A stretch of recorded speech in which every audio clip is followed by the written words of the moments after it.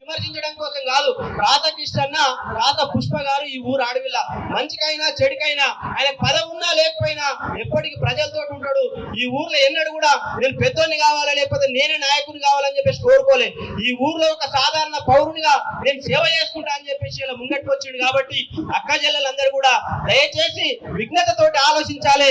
అక్క చెల్లెలు ఏదనుకుంటే ఈ ఊర్లో అది జరుగుతుంది. కాబట్టి మీరందరూ కూడా విఘ్నతతోటి ఆలోచించి మీ తోబుట్టు అనుకోండి, మీ అక్క అనుకోండి, మీ చెల్లె అనుకోండి, మీ బిడ్డ అనుకోండి, దయచేసి మీరు అందరూ కూడా బ్యాటు గుర్తుకు ఓటేసి రాధాకృష్ణను గెలిపియాలని చెప్పేసి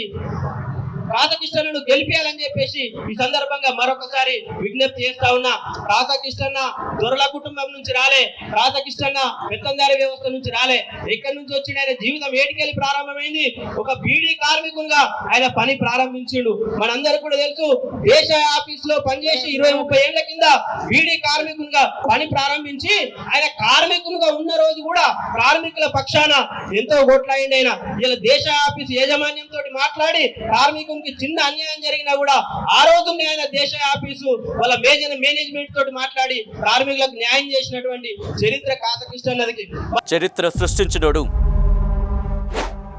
ఇప్పుడు ఆ చరిత్రని తిరగరాయబోతున్నాడు. అబద్ధాల గోడల్ని బద్దల కొట్టి నిజాలను రాగా మీ ముందుంచబోతున్నాడు.